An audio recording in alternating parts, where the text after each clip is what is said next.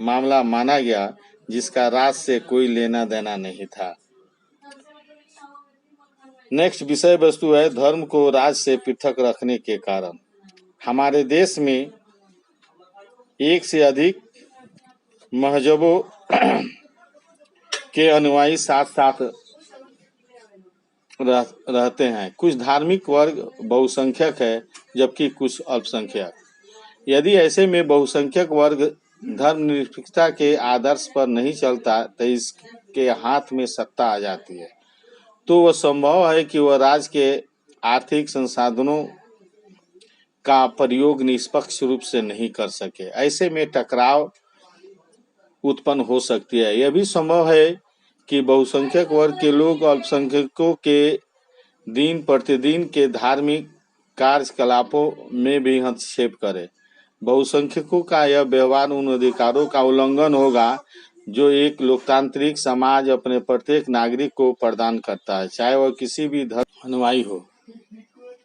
अतः नागरिकों के मौलिक अधिकारों के हनन को रोकना महत्वपूर्ण कारण है जिसकी वजह से लोकतांत्रिक समाज में राज को धर्म से अलग रखना आवश्यक हो जाता है।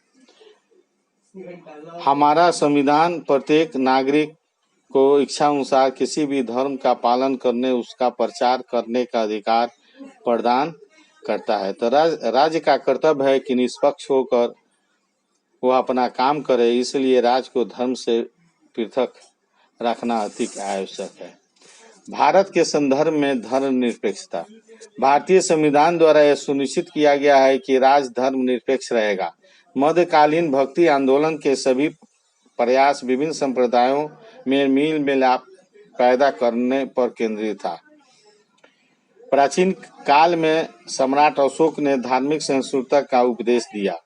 विभिन्न संप्रदायों को निकट लाने के लिए मुसलमान शासकों ने भी, जिनमें अकबर का नाम विशेष उल्लेखनीय है, विभिन्न संप्रदाय प्रयास किया।